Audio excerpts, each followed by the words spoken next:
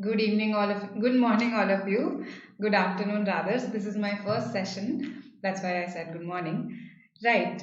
Snap marathon. Tomorrow is the exam. Okay, day after tomorrow is the exam.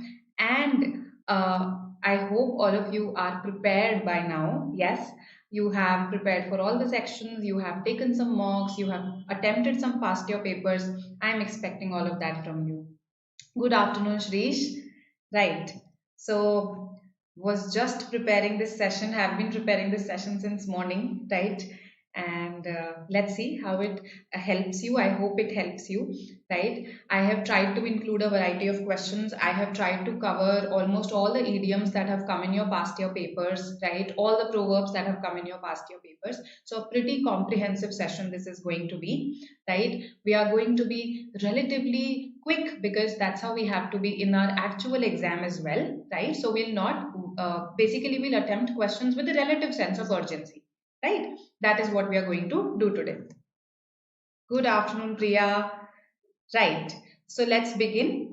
Now, this is a previous year idiom, and this will also tell me whether you've done the homework that I gave you or not. So I asked you to attempt to basically learn a list of idioms from Ren and Martin. Let's see who all have done that. This previous year question is going to tell me that. Yes. What do you think the answer should be? To catch a tartar.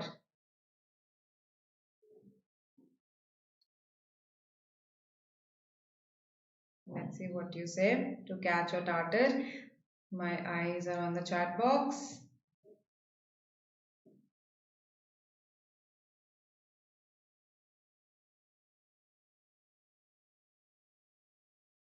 Okay, dangerous person. There shouldn't be a hyphen here. This is a mistake. Okay. B, all right. Okay. A dangerous person. Okay. So, basically, to catch a tartar, see, it means that you have basically come across, your paths have crossed with a person who is more formidable than you expected him or her to be, who is more unpleasant than you expected him or her to be. That is what it means to catch a tartar. So let's say in your school, your principal could be such a person. Yes, you expect principals to be formidable, but let's say this principal turns out to be more formidable than you expected him or her to be. Turns out to be more unpleasant, right? So usually used for people in authority, but you can use it otherwise as well. So it's not really a dangerous person. It's a person who is more than one's match, right? So to meet someone who is more formidable than you expected him or her to be, somebody who's more than your match, that is the answer for to catch a tartar. Okay, so this was there in that list that I asked you to learn. Okay, that talked about how sometimes you come across a person who is unpleasant or more formidable than you expected him or her to be. Exactly, this definition is given. Okay, and therefore the answer had to be C. It's not really a dangerous person. The person is not going to harm you physically, right? It's somebody who's more than your match. That's why C. All right. So elimination is the key. We should know how to eliminate options. You should have narrowed down to B and C and then eliminated B. All right. Now, because last time some of you asked me to have specific questions on parts of speech, here's a question from a previous year paper, right? The word is then. You have to tell me where it is acting as a noun, adjective, adverb, and conjunction. So these are your options. Yes. Let's see what you say.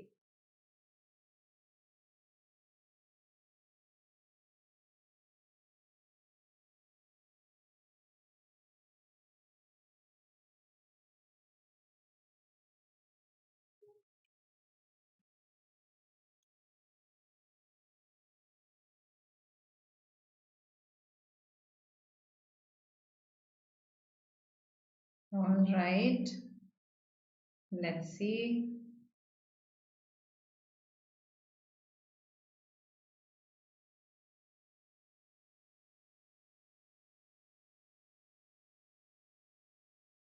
Okay. I've got one response.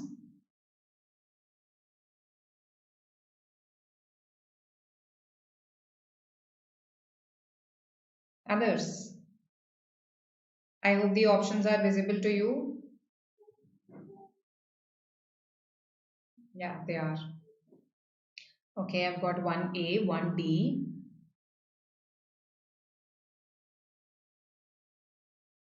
Okay, a lot of A's now. Right. Any other responses?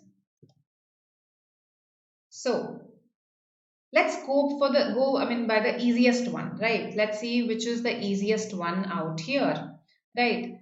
I think seventh. I found this sentence to be the easiest here. Basically, I've understood that you narrowed down to A and B. So we'll look at these two options. He is not feeling well.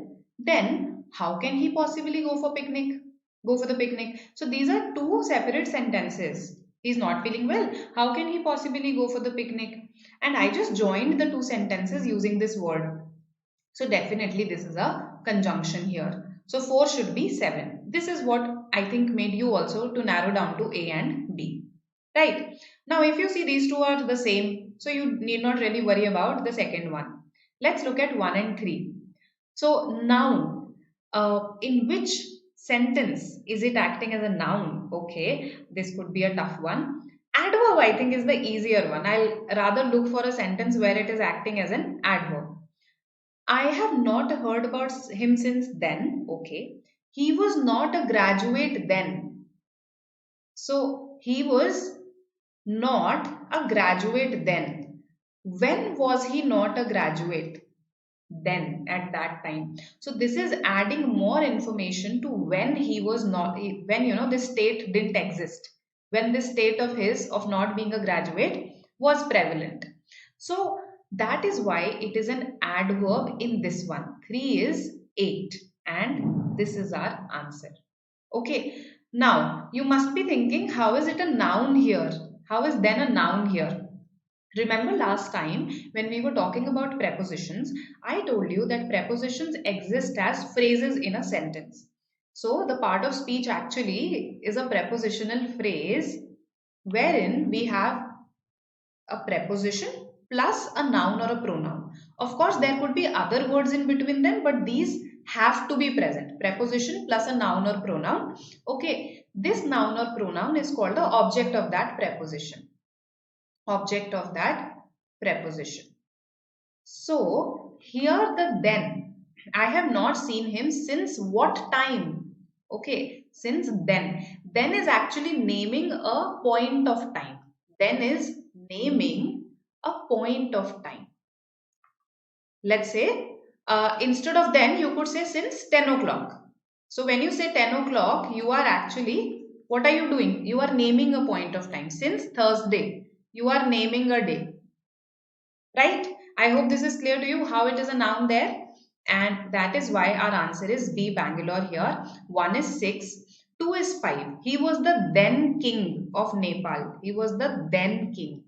Right? Instead of, let's say, saying then, let's look at the other adjectives that we could put here. Similar adjectives. He was the former king of Nepal. He was the prevalent king of Nepal. Basically, I'm talking about a timeline, right? Prevalent, current, former, incumbent, right? These are some of the adjectives that I can use, right? So, all of these are adjectives. This is also an adjective here.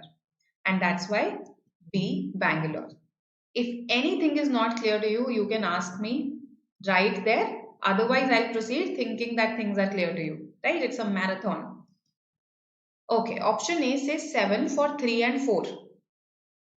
Oh, okay, okay. So this was perhaps an error in the exam also, is it? Or did we make an error? Because I simply copied it from your previous year papers. So it couldn't be 3747. Right. It has to be 36. So you had to perhaps extrapolate that. Right, right, right. So Siddharth, that was an error. 3 had to be 6. Okay. I hope this is clear to you. All right. Now, coming to our next question here, previous year idioms, right? So I've tried to cover all the idioms. So in the sessions that we've had so far on Snap, I have covered pretty much all the idioms of past year papers with you. Okay, why I have done that? Because Idioms have been asked in your slot 1 and slot 2. In slot 2, 3 questions were there from idioms, so they form an important topic for you, right? That's why. So no, Priyesh, this wasn't there in the last. I'm not discussing anything that was there in the last slots. One, it would be memory based, okay, because no official papers have been released. Second, I don't think they'll be repeated, so that's why there's no utility as such, right? Question types, yes, I'm covering those question types which have been asked the most in your previous slots, okay? So yes, bark up the wrong tree. I think you know the meaning, bark up the wrong tree. Okay, I've got so many responses. Absolutely correct, all of you, to make the wrong choice, right? So, in one of the sessions, I even talked about the origin of this idiom, right? So, it was used for dogs actually, right? I think the word bark gave that away. So, earlier, kings and queens, when they would go on hunting, they would take dogs with them so as to smell the prey, right? However, let's say the prey was on this particular or near this particular tree.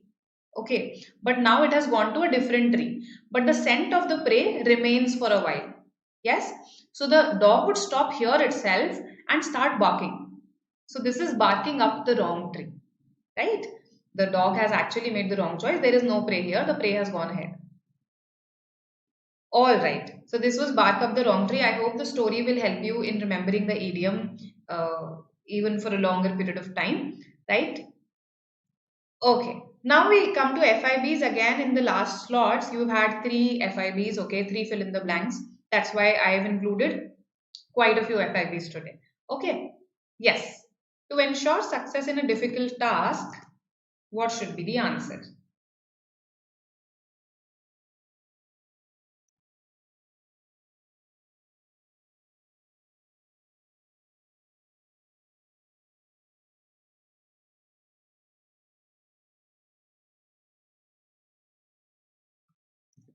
Okay, I've got some responses.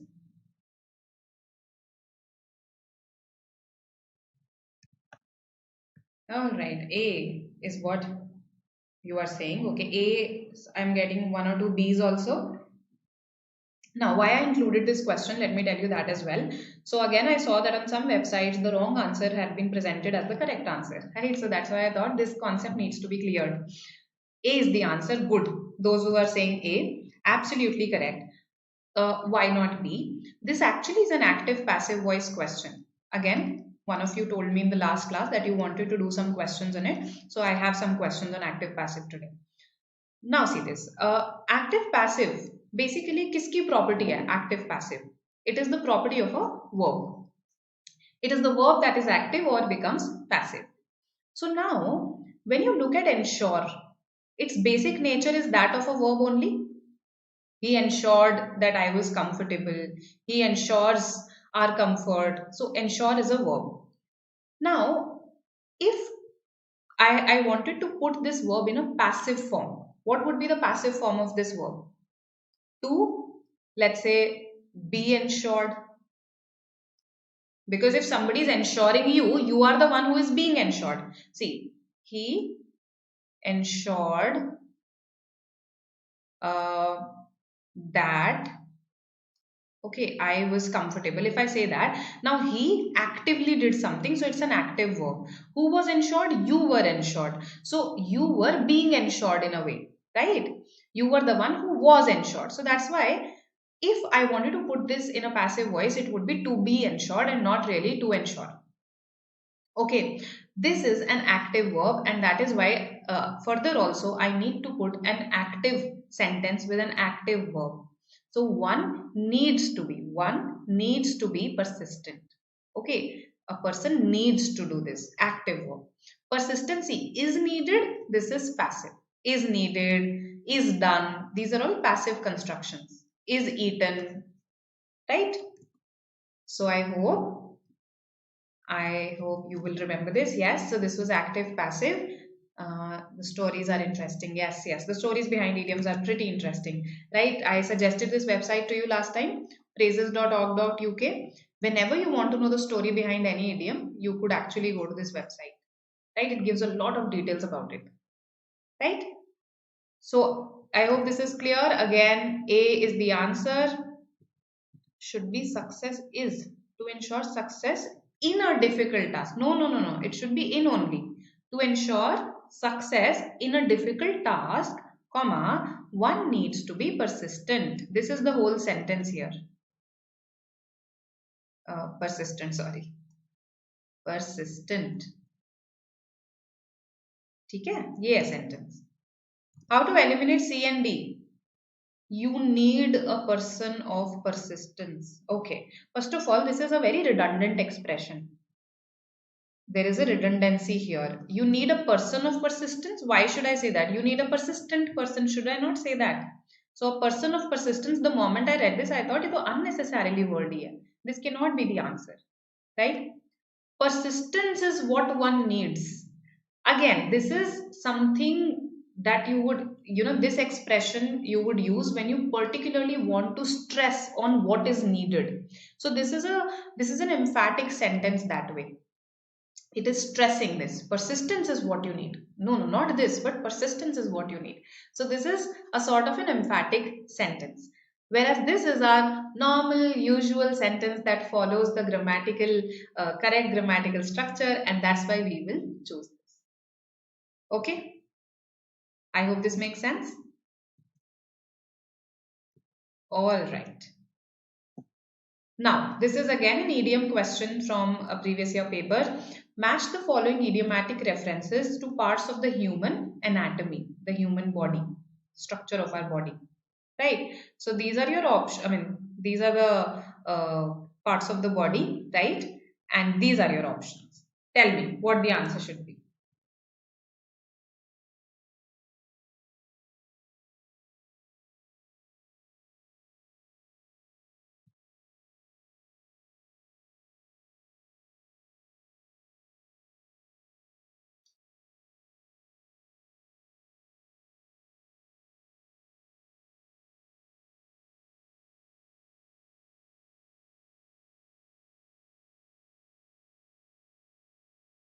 Okay.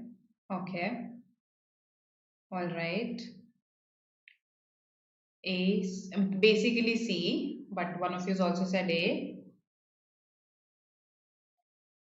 All right, let's see. I think the easiest one was foot. The moment I looked at this question, foot the bill came to my mind, right? To foot the bill is to basically bear those expenses, to pay the bill. So 2 is 8. Now the moment I realized this, it should be either C or D. A and B are eliminated, right? Then I was also easy and stomach was also easy. So I can't stomach this fact. We say this, no, or I can't stomach what he said to me that day. That means basically I am not finding it palatable. I can't digest it in a way, in a metaphorical way, right? When you don't find something palatable, when you find something unpleasant, we say that, okay, I can't stomach this. So, could not tolerate the insult would be used for stomach. So, 4 is 5. Once I realize this, C is my answer. Good. Okay. Now, honestly speaking, 1 and 3 are a little off in the sense that I tried searching for, because see, to put the blame on someone else is to pass the buck. To pass the buck is to basically pass on blame. Now, for palm, I have heard of this idiom, to palm off.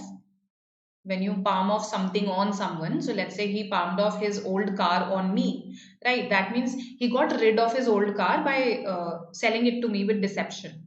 That is what it means to palm off, to get rid of something that is undesirable, that is something that's not working well, using deception. That is palm off. So actually this does not fit exactly with 7. However, we don't really have an option, right? I, to look at something with envy and desire. See, there could be 2 idioms here. To have an eye on something, when you really want something. Oh, I have my eyes on this mobile for a long time, right? So that is 1. And because it says envy also, to cast an evil eye. is a near idiom. To cast an evil eye on something, right? When out of jealousy, you cast an evil eye, you want something bad to happen to that person, right? So, yeah, these are the idioms that fit here, right? So, I think foot and stomach were easy, and most of you guessed it correctly. So, great. Now, you've learned some more idioms: to pass the buck, palm off, to have an eye on, to cast an evil eye. Right.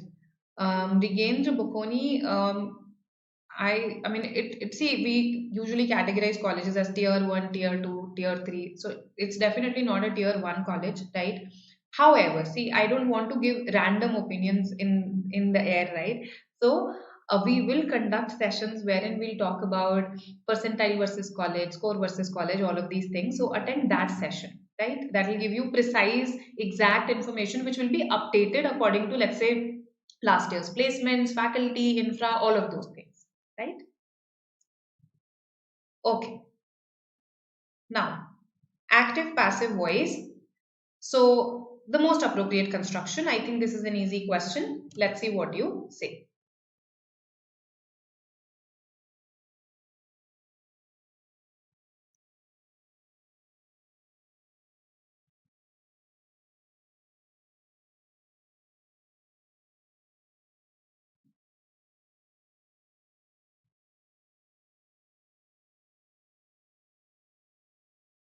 Okay, Rajat says B. All right. His job is being done well. Okay. Nishu says A. His job is done well by him. All right. D also I've got. See, active passive is a very simple grammar concept. Okay. You just have to look at these words very carefully. So is the verb, all right. So that means the passive construction will also be in the present tense. This is conveys that to me. Present tense. Doing. See, this has ing in it. The moment there is ing in the active construction, continuous, there will be an ing in the passive construction also, right? Because it's sort of a mirror image, just that we have inverted the subject and the object, right? So, is done, rejected, has been doing. Okay. Now, has been. Do you see any has in the active construction? No, I see is, not has. So, has been bhi nahi aayega. So A and C should be outrightly rejected. The confusion should be between B and D. Okay. So coming to B and D, his job is being done well or is being well done. See, a well done job, when I say that was a well done job, well done is an adjective there. That's an adjective there describing the nature of the job. Basically, it's the quality of the job, not the nature, right? So here I am not using it as an adjective. Do you see me using well done as an adjective here in the active construction? If it was not used as an adjective in the active construction, तो फिर passive में भी नहीं होगा. तो D नहीं होगा answer. His job is being done well. He is doing his job how well. His job is being done how well. So B is our answer. Right, mirror image. I hope this makes sense to everybody. B over D. So I included this question only because of the B and D confusion. That's it. Error spotting. So you've had some error spotting questions. You've had some sentence correction questions also, right? So that's why these questions today. Yes, let's see which part has an error. So one of these parts is erroneous. You just have to tell me whether it's A, B, C or D. These are all parts of one sentence.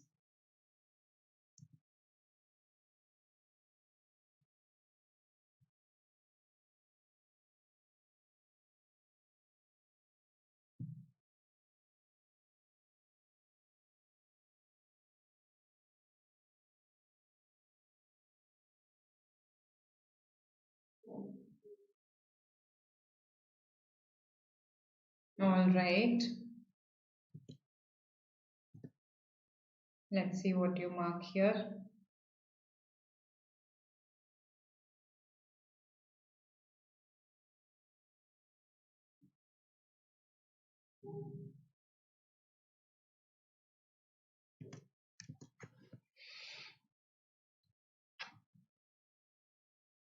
Okay. A, B, three B's, two A's.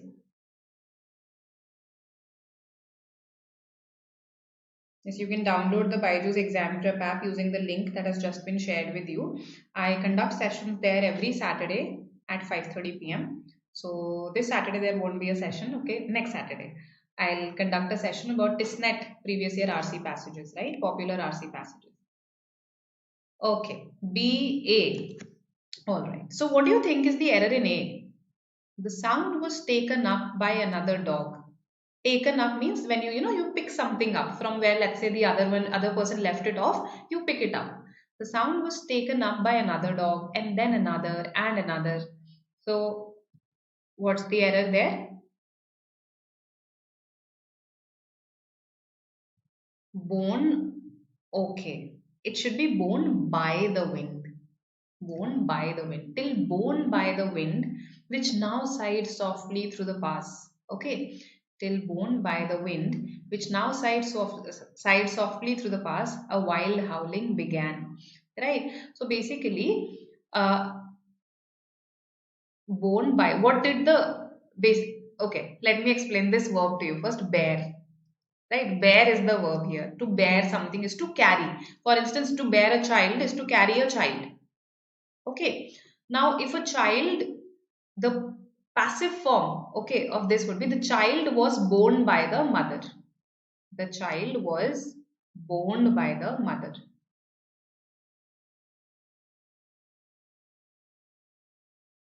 So, bear, bore, born. Past simple is bore. So, the mother bore the child would be the active form. The mother bore the child. She gave birth to the child. That's all that I'm saying. The mother bore the child. And passive would be the child was born by the mother. So bear, bore, and past participle, the third form is born. So the agent, the person who bears, for that person I'll use by, no, by the mother. So till borne by the wind, which now sighed softly through the pass, a wild howling began. So this wind, because the sound was being taken up from one dog to another, so the wind gave birth to a wild howling. So the wind, because it was carrying these sounds, it gave birth to a wild howling. All right. So by is the preposition that I need here. Taken up. Uh, when you take up something, you take up a task, you take up a responsibility, right? So it basically means, one thing is that you undertake to carry it, you undertake to responsibly perform it, right? You take that responsibility. The other is when you pick up something where the other person left it off. So this project which was left by the previous commissioner has been taken up by the new one, right? So it is a correct idiom. It's a phrasal verb actually. Take up, verb plus preposition. Shouldn't it be taken up by? Was taken. Okay, okay. You are saying that this one should be one dog. See, actually, this is probably a continuation of something. So one dog started the sound, then it was taken up. I told taken up means to pick up something where the other person left it off. So then it was taken up by another and then another and then another. Right? So पहले किसी ने निकाला, फिर उसको pick कर लिया, another ने, फिर another ने, फिर another ने. That's the idea. Hope this makes sense. Okay. Then meaning former. No, no, no, no. Then is here indicating the order. First this happened, then that happened, then another. Okay. Here it does not mean former. The then king wala reference nahi hai. Okay. All right. Coming to a proverb here. Again, if anything is not clear, just stop me there and then. Otherwise, I'll proceed. Correct proverb here. I think very easy.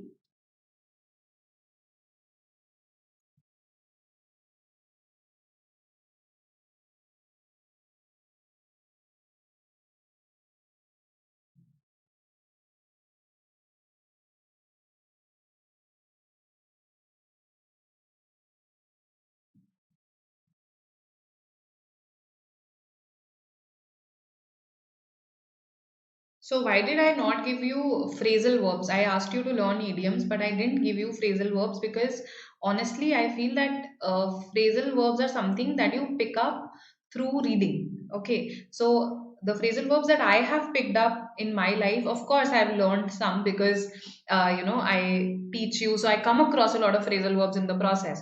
But a lot of them I have picked up through reading, right? So that's why I didn't ask you to learn those, even though they were also there in Ren and Martin. Okay. All right, you answered in the meanwhile D. Absolutely correct. That's the proverb. Let the sleeping dogs lie. Okay. You've heard. Okay. So in case you've done that list from Ren and Martin, there's a an idiom. No, it's a proverb actually, but it's there in that list. Don't trouble troubles until troubles trouble you. Don't trouble troubles until trouble troubles you. Until troubles trouble you. Sorry, this is a sort of a tongue twister. So this is what it means. Let the sleeping dogs lie. If let's say there is a trouble that is dormant, just let it be. Okay, don't again rake up the matter. Don't do that. So this could be a proverb that is related. Then another proverb could be, this is similar, it's not the exact meaning, it's similar. Let the bygones be bygones. That forget them and move ahead, don't just hold on to them. Let the bygones be bygones. So it is similar but not exactly the same, right? Yes, it has alliteration, it has repetition also, right? In fact, it has this figure of speech. What's its name? This one where we just inverse the structure. I'll tell you the name. Don't worry. Meanwhile, you attempt another question. I'll tell you its name. Yes. Okay. So now we have a poem set. Read this. This is okay. I'll tell you the source later on. Read these.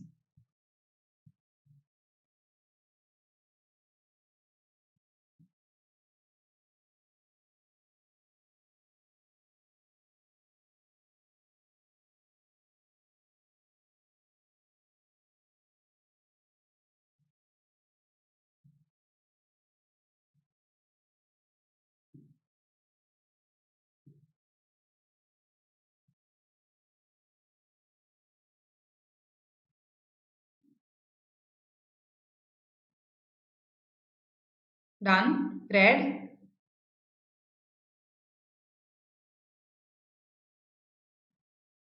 Yes. Tell me. Rajat. Yes. It's chiasmus. Thank you. It was just not striking me. Chiasmus. This is called chiasmus. When you simply inverse the word structure in the next phrase. For instance, if I say, don't ask what your country can do for you, ask what you can do for your country. What have I done? I've just inverted the word structure in the second phrase. Then if I say, don't live to eat, eat to live. Don't live to eat to live. So this is chiasmus. Okay. All right. No, this is not Ozymandias. Or is it? This is Sonnet 55 of Shakespeare. Okay. So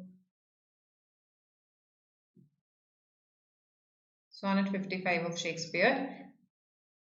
Is it a part of Ozymandias? I'll have to check. I didn't have it in school. Ozymandias. Right. Not marble nor the gilded monuments of princes shall outlive this powerful rhyme, but you shall shine more bright in these contents than unswept stone besmeared with sluttish time. Okay, so I read this for the first time in this book, The Fault in Our Stars. That mentions this sonnet, and then I searched about it. Okay, so here are these four lines. Which of the following has a proper grammatical structure? Tell me. Ozymandias is also a poem. Okay, it's the name of a poem by Shakespeare only, I think. Uh, Let me just check. Shakespeare की ही है in my opinion. No, it's by P.B. Shelley. Yeah. नहीं, this is Sonnet 55 by Shakespeare. This is not Ozymandias. That is by Shelley. Yes. Okay. So tell me, which of the following lines has a proper grammatical structure? Question is visible to you, right? Line 1, 2, 3, 4.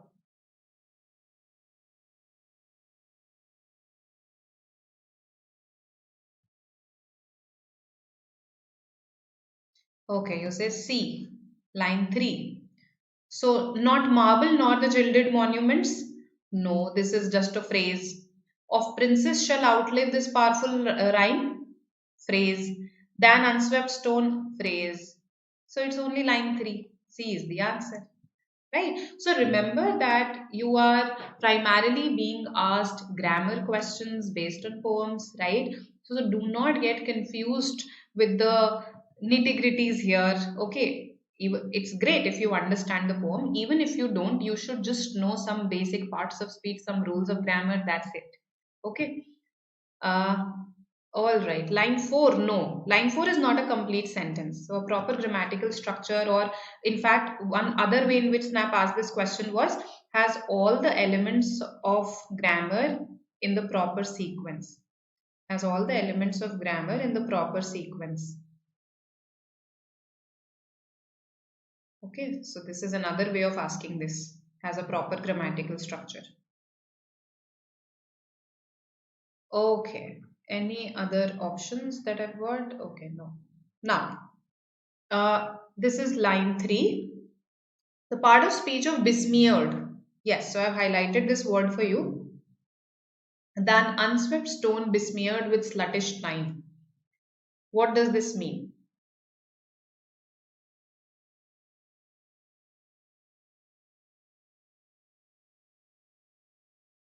Yes, Srish, it was by Sarojini Naidu, Coromandel Fishers.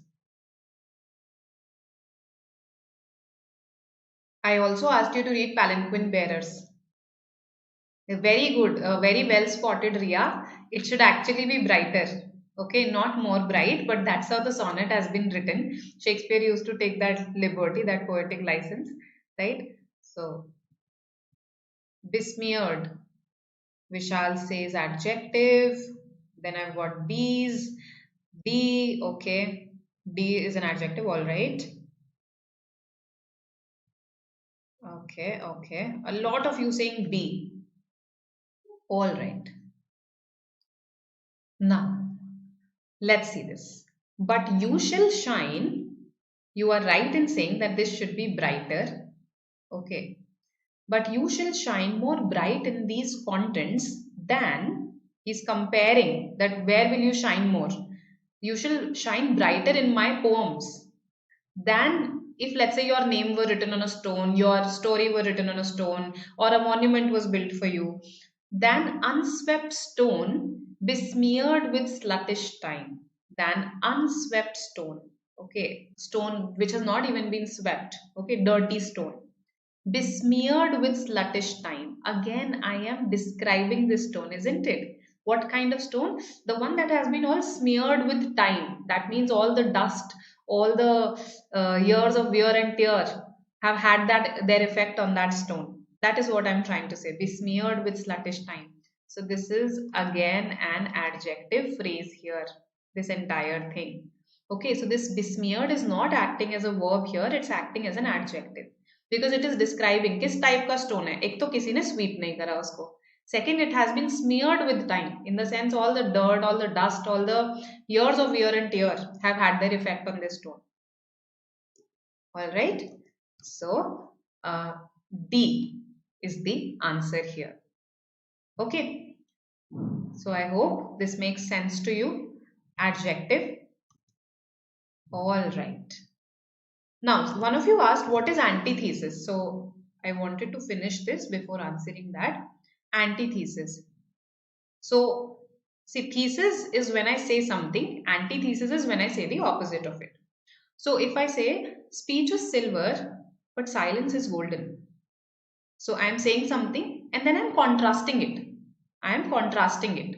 So when we utter two phrases which present a striking contrast with each other, so as to arrest a person's attention, that is called antithesis. So speech is silver, but silence is golden. To err is human, to forgive is divine. Lend your ear to many, but your voice to few. These are all antithetical statements. Hope this makes sense. Besmeared is something that is all smeared. It is besmirched is a synonym. How to put it? जिस पर कोई चीज ऐसे लगा दी गई हो, right? That is besmeared. Stained with something. Okay. All right. Now, Acha Muskan, what do you not understand? Tell me exactly. Can we say that time is noun here? Yes, yes, time is a noun here. Besmeared is telling us about the noun.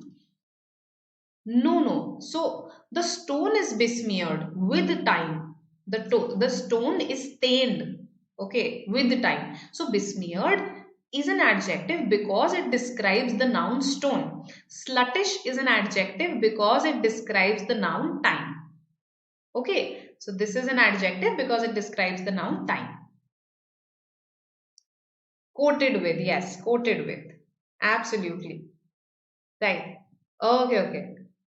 Acha, paradox. See, in paradox, there is a logical contradiction that's present. In antithesis, there need not be any logical contradiction. Okay. For instance, uh, in a paradox, if I say that uh,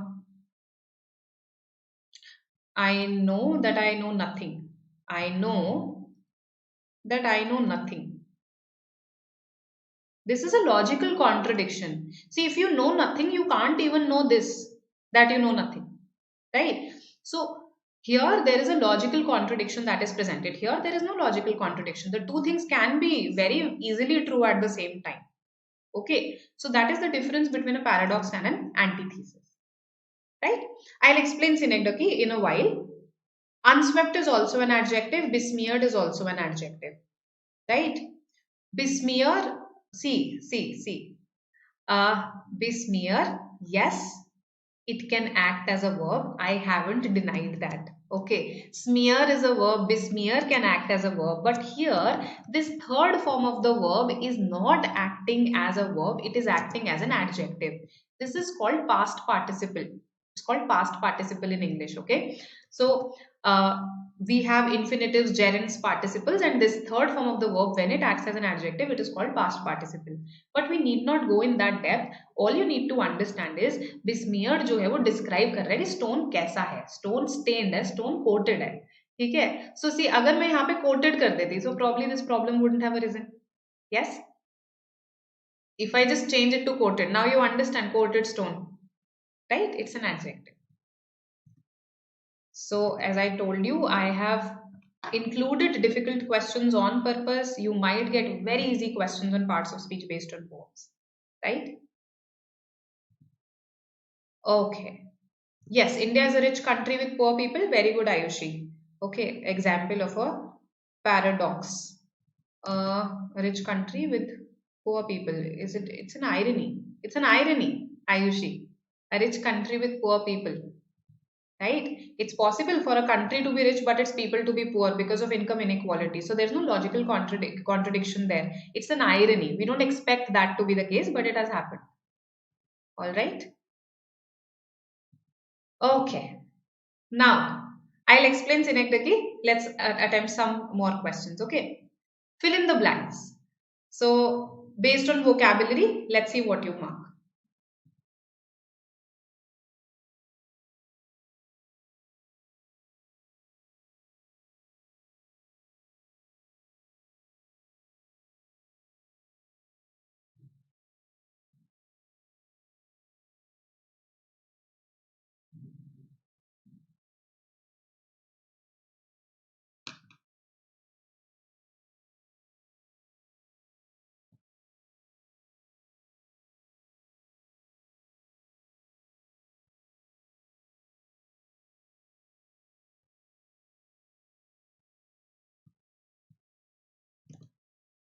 All right. C, D. I'm getting some D's also. That is why I included this question because I was thinking that some of you would say D. Delude into believing is the delude themselves into believing. So delude into something. That's the most appropriate choice here. That is the answer. You fool yourselves.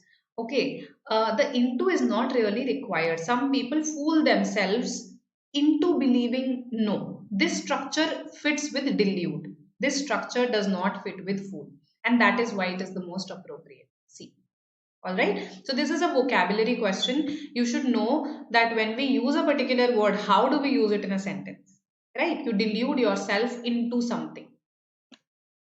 Alright. Now coming to the next question, active passive voice. Let's see what you say.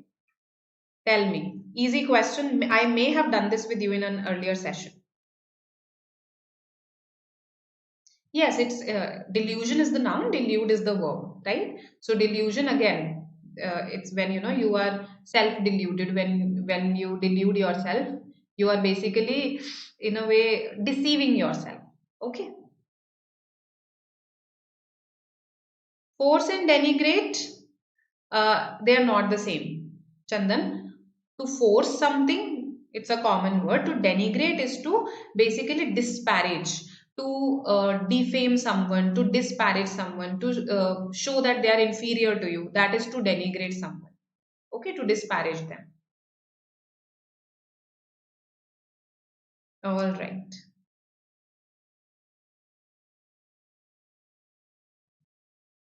A, C, okay. 1D also. This is your question. Okay, in case there is a confusion, this is the question statement. This is option A, B, C, and D. You have to change the voice.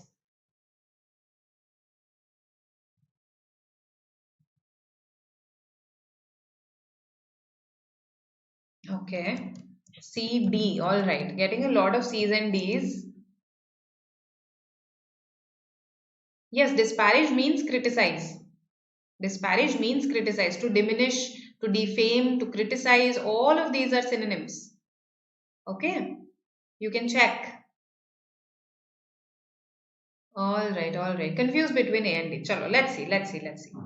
You should open the wine about 3 hours before you use it. So see, whenever you convert something from active to passive voice, the first thing that you should do, see, okay, how many verbs are here? Okay, should open. So open is a verb. You use it. Okay, so and these are the subjects of these verbs. So basically, अब आपको ये subject तो object बन जाएगा, ठीक है? ये verb passive हो जाएगा. That is the change that is going to come. So should open will become should be opened. And if you see, all the options have should be opened, so there is no error there. Should be open, should be open, should be open. Now you use it. You use it. So now use will also change, no, as a verb. You use it. Present tense. So it is used. It is used. By you, that is implied. So which option has it is used? Only D. D is the answer. Wine should be opened about 3 hours before it is used. You use it changes to it is used by you. The by you is implied and that's why it is skipped. I hope this makes sense. Yes, active passive. Practice some questions on active passive if it poses a confusion. I think you should get at the most 2 questions on it as per my judgment, not more than that. ठीक है, so थोड़ा सा practice कर लो इसको, the questions. I think even if you do the Ren and Martin FIBs, even that will suffice. ठीक है? All right. Now, some of you told me to include tenses ka question. So the thing is, see, tenses, they are not asked separately in any exam. I just found one separate tense question in your previous year papers. Otherwise, they were asked as part of your error spotting, sentence correction. So they were a part of miscellaneous questions, right? So here's an out and out tenses ka question. Let's see what you mark as the answer for this. Both of them dash since their childhood.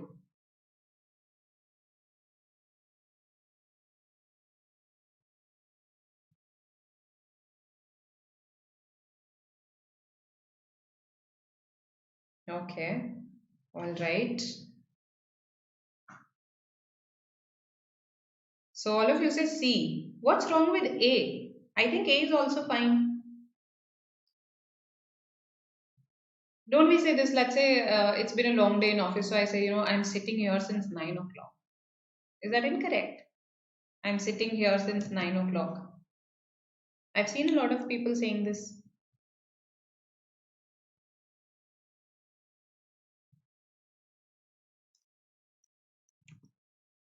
This is incorrect. Don't get confused by what I tell you. Okay, it is incorrect. Those people are wrong. They should say, I have been sitting here.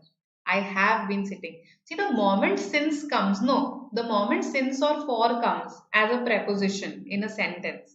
Okay, and you use it with reference to time. Yes, that's why these prepositions are used, since and for. That means the perfect or the perfect continuous tense should be used. The perfect or the perfect continuous tense should be used. I have known her since childhood. You shouldn't say I know her since childhood. I have known her since childhood. Okay, both of them have been working here or have been working since their childhood. So be careful about this since or for. People make this error a lot. Okay, I know her since childhood. I have known her since childhood. All right. Yes, you have to use. Present can be used. Perfect has to be used. Basically, ये वाला जो है ये continuous है. You have to use the perfect or the perfect continuous. Right? This one. All right. Uh, our working here implies continuous activity. It does imply a continuous activity. Uh, so have been working here is also the perfect continuous tense. Continuous वो भी imply करता है. It's not like that does not imply continuous. However, it also implies that I have given you the starting point of this continuous activity. I have given you the starting point, no? So that is what the perfect continuous implies, that something has been going on for a long period of time and I have given you that period of time or that point of time when it started. Okay, so the duration or the point that is mentioned. Okay? Alright, so Pranav, what are you gifting? It seems like a gift. Acha, it's a cat, right?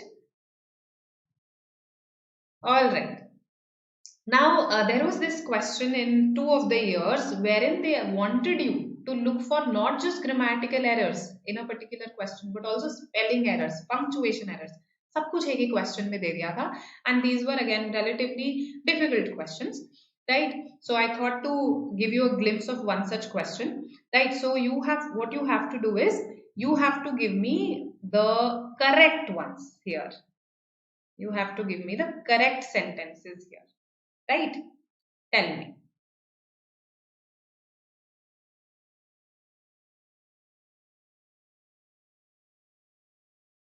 You also have to look for punctuation errors. Remember that?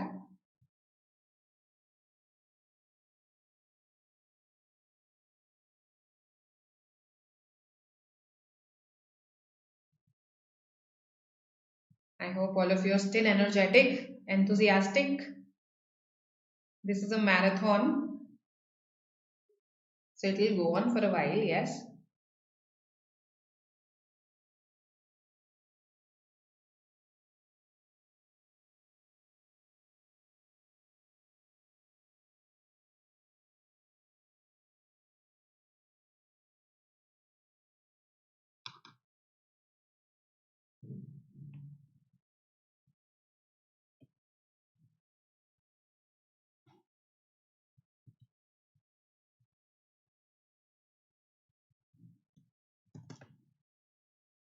A only. B, C, D, and E are correct. Shubham, or are incorrect?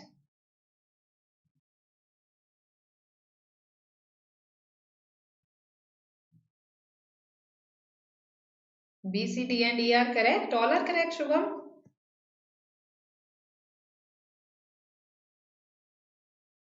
Sentence A only. Acha, basically option A only. That's what you mean.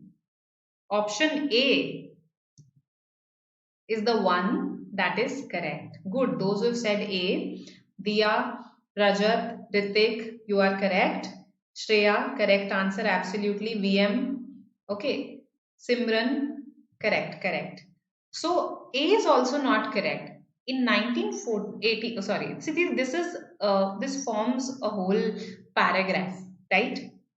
So in 1849, a poor Bavarian immigrant, first of all, the spelling of immigrant is wrong here. A poor Bavarian immigrant named Levi Strauss landed. So named Levi Strauss. See, this is not a complete sentence. How come am I putting a full stop here? So Levi Strauss landed in San Francisco, right? So this is incorrect. This should be on the invitation of his brother-in-law, David Stern. So eliminated. Now David Stern, now I'm describing David Stern, no, owner of dry goods business. So I should have put a comma here, owner of dry goods business, and not really a full stop. So on that account also, this is incorrect. Then E says this dry goods business would later became known. It should be become known. So see, E anyway was not given, right? C is incorrect. The moment we realize this goes away. A is incorrect. The moment we realize this, all these go away.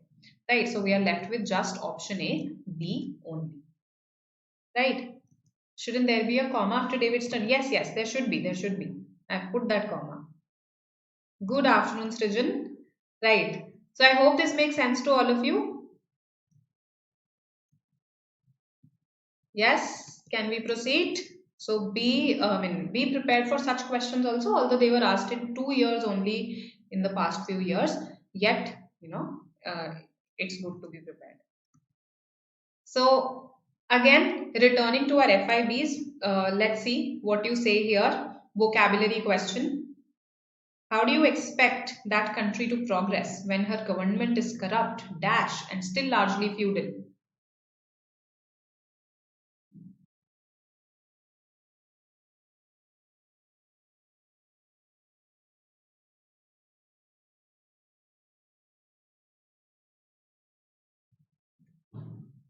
Let's see what you say to this. I'll go back to the previous one in case there's a confusion. I'll go back.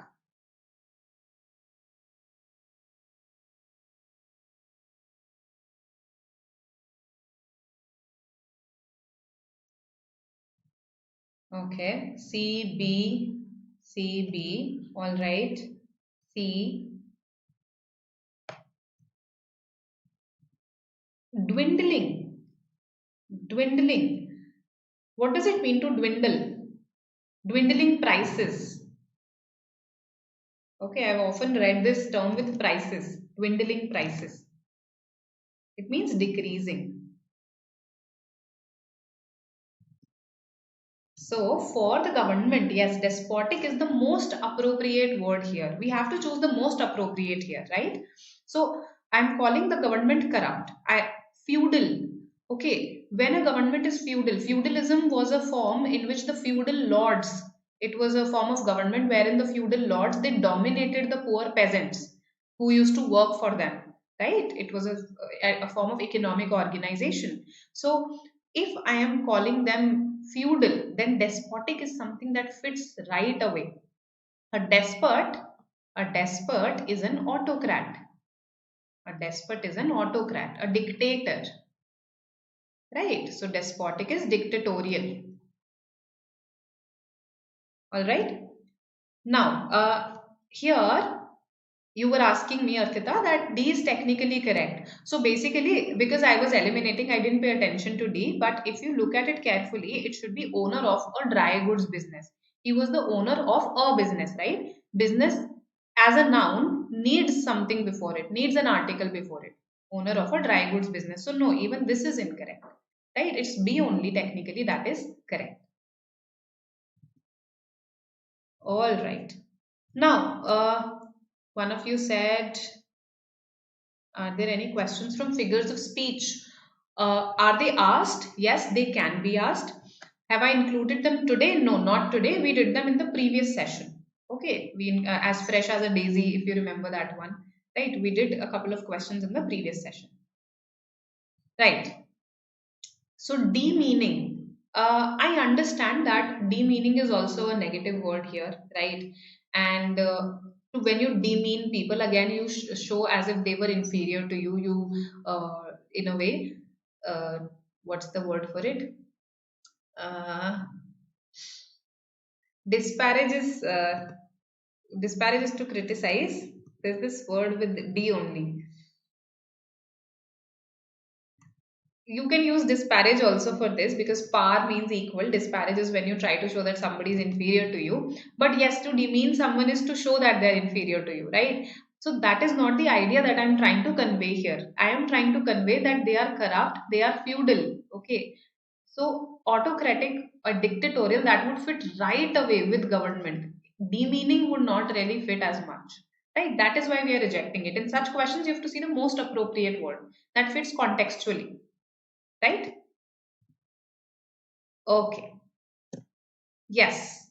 Parts of speech again appear. Again, this is a past year question. The word is still. Let me see what you mark. I have not given you options this time, so you have to match and give me the answer in the chat box. Yes. Not a difficult one.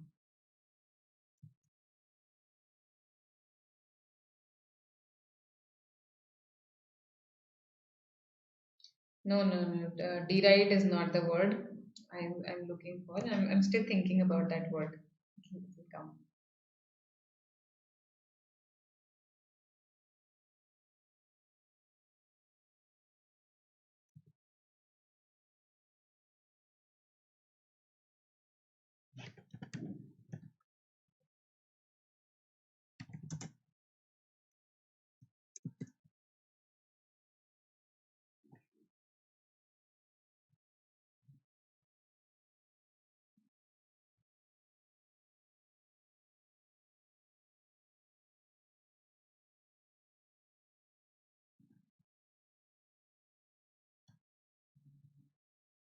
All right. Let's see what you say.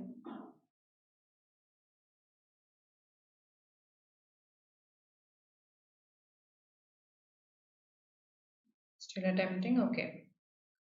I've got partial responses. Okay. Rajat has answered.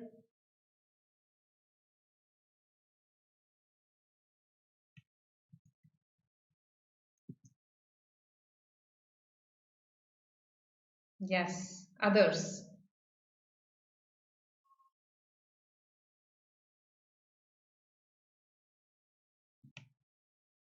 All right. So I've got a lot of responses. Now, let's see. I'll give you the correct answer right away. Okay. Instead of saying this is right, this is wrong. Now, again, let's start with the easiest one.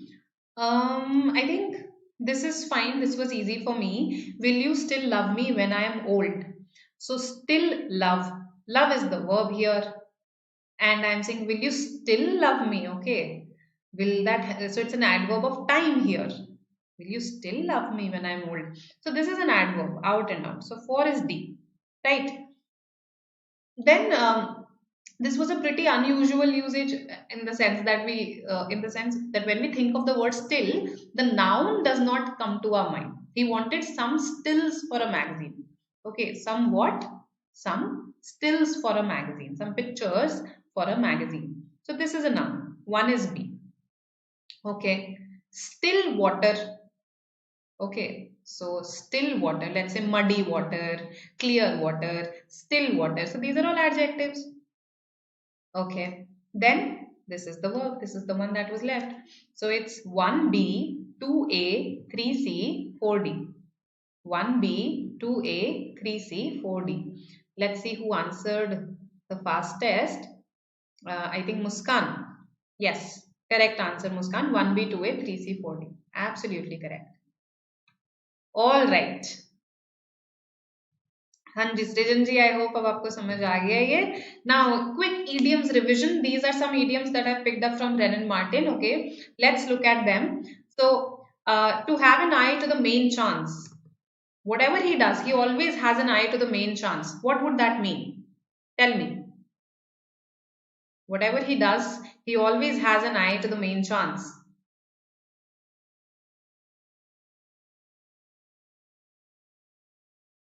Some of these idioms are pretty easy.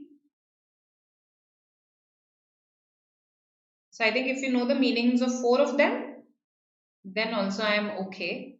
Probably you have learned some from Ren and Martin then. To have an eye to the main chance is to always, have your eye on the money that is involved, right? You are always looking to make more money.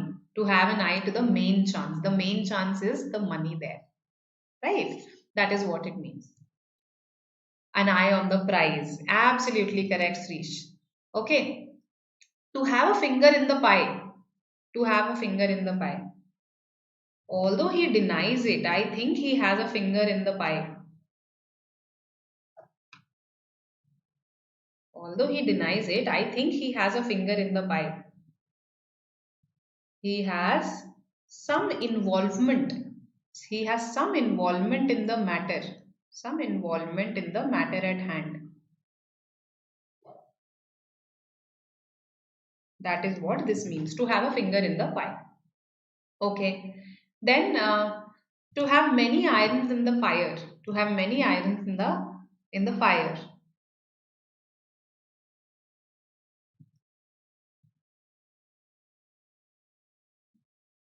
To have a hand in something. Absolutely. To have a hand in something would be a synonymous idiom. Okay. To have a hand in something. I think he has had a hand in that robbery. Okay. To have your hand in something. To have a finger in the pie. Okay.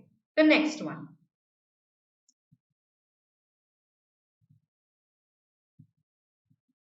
To have too many. To have, just a second. To have too many. This is too many. TW. Too many irons in the fire. Yes. Actually, this is related to the previous idiom. Okay, this is related to the previous idiom. While to have a finger in the pie, it means to be involved in a matter, right? To have too many irons in the fire, it means being involved in multiple enterprises. So this is a neutral one. It's a neutral idiom, while this is a negative idiom. Okay, this is when you are involved in an interfering manner. Whereas this one, the third one, is used when you are just involved in a number of activities. That's it. Okay, those activities could be positive activities also. So to have too many irons in the fire, that means to be involved in a number of activities. Right. To multitask, okay, you could say that. You could say that multitask. Basically, to be involved in a lot of ventures. That's it. Okay. All right. To end in smoke. To end in smoke. If something ends in smoke. Nobody's liked the session till now. That's what I'm reading here in the chat box. Many companies. No, it's not about many companies, Shubham. If something ends in smoke,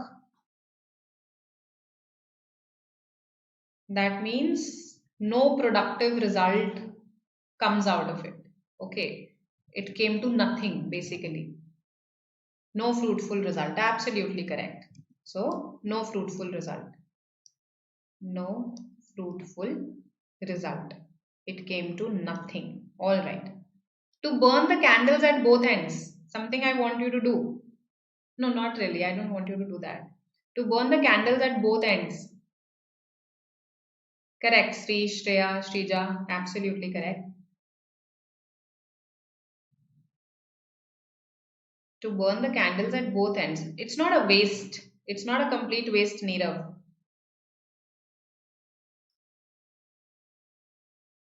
Basically, you are overtaxing yourself. Okay. To burn the candles at both ends, you are overtaxing your energy. Right? That's the meaning, right? So basically, you are going to bed late, you're getting up early, right? That could be a literal interpretation of it. All work and no play, right? That could be another related proverb with it, right? So to overexert yourself, that is what it means to burn the candles at both ends. I don't think it has to do with spending money. No, no, no, no. It's not related to spending money. बस आप over tax कर रहे हो अपने आप को, that's it. Okay, you are over exerting yourself, that's it, that's it. To take up the cudgels. To take up the cudgels.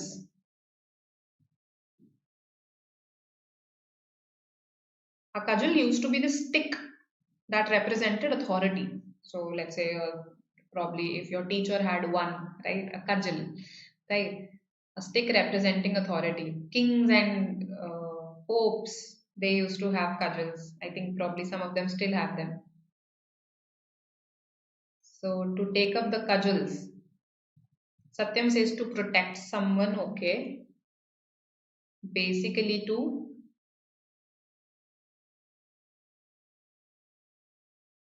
defend someone. Yes, so I'll combine to support and to protect. To defend someone. When you, let's say the teacher is saying something to your friend and you don't like it, you stand up and start taking his side. Okay, so you have taken up the cudgels for your friend. Okay, you are defending your friend. That is what it means to take up the cudgels. To lead by the nose. To lead by the nose. Correct, Shrija, correct. To lead by the nose. No, it has to do with defending, not taking leadership. If someone leads by the nose, senior army officers, yes, yes. Not to lead by hook or crook, no. You are leading by the nose. Or you're leading someone by the nose. What would that mean? So you are leading someone by the nose. You are not yourself leading by the nose. In case that's how you interpreted it, no. You are leading someone by the nose. Leading by example. To control someone. Yes, got my answer. Absolutely. When you are controlling someone, uh, to control, exert control over them such that they are submissive. Okay, so to have that authority wala position, that is what it means to lead. I should have added someone to avoid confusion. To lead someone by the nose. Right? So these are some of your idioms that were there in that list that I gave you. Okay, I included one from every page. I guess that's what I did, right? And this has given me an idea that okay, some of you are in good stead when it comes to idioms. Okay, so here comes a very obvious proverb. It is from your past year papers. Yes. Yes, isharo par nachana. Absolutely. To lead someone by the nose. And that person then is under your thumb. That's a related idiom. When you are under someone's thumb, you are under their complete influence.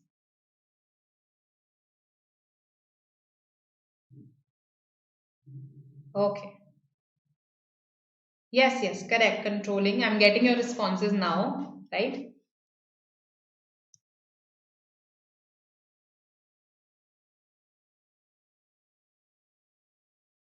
Okay. A leopard can't change its dash. What does a leopard have? I think that could be the clue here. Lot of work, Kaushiki. For which option? For which idiom are you saying that? Okay, Ayushi. I'll do that. I'll do that. A leopard can't change its spots. So the answer is none of the above. A leopard has spots, right? So D is the answer. No, dots and spots are not interchangeable. The answer is D, none of the above. Okay? So D, Delhi. Good. Those who said D, Abhay, Shreya, Vaibhav, Rajat. Good. SD also. Shrish also. Good. Okay. Now, previous year idiom, the answer given for it was incorrect on some of the websites. So I thought to ask you only what the correct answer should be. Yes. So we are about to wrap up. These are just some of the idiom questions that I want to discuss with you.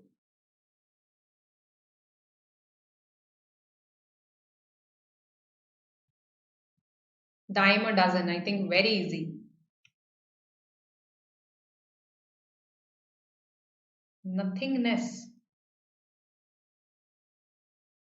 Where is that option given? Anything that is common and easy to get. We say that, this is available dime a dozen. This is available. Dime a dozen. Ten a penny is a synonymous. It is an exact synonym, in fact, this idiom. Ten a penny. If something is available, ten a penny, then again that is so common to the point that it has become cliched, it has lost its value, it is very easy to get. Okay, so daily soaps today are dime a dozen, right? Ten a penny. Okay. Oh, I think I repeated this by mistake. We have covered this one. Yes, another previous year idiom to take down the enemy. Again, the answer extended was wrong. That's why I'm discussing this. To take down the enemy.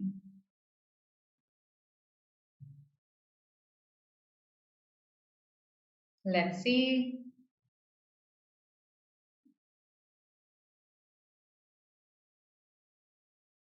No, that is the answer that was given. That is not the correct answer.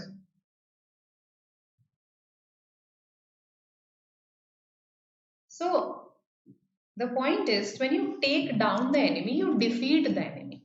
Okay, you in a way defeat your enemy, right? It does not mean to make friends with your enemy. So defeat or kill, that is what would be the more appropriate one, not to make friends. And the answer extended again on various websites is to make friends with your enemy, right? That is not the answer. To take the enemy's pictures off the wall. Why did you put them up there in the first place? Right? So to kill the enemy, B would be the answer. Alright, I hope you will remember this. Now, the correct proverb. Again, I found three proverbs in total, so I included all of them. One of the students said in the comments that they wanted a separate session on proverbs, but I don't think it's worth it because in all the previous year papers, just three proverbs have been asked. So I don't think they are that important that we should have a separate session on them with respect to snap. Okay, correct proverb.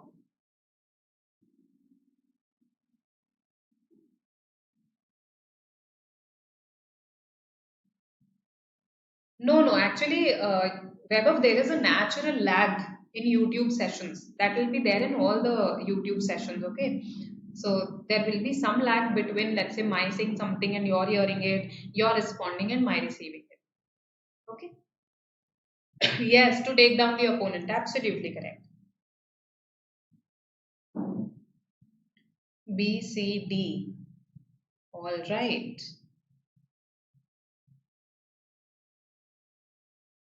So multiple responses.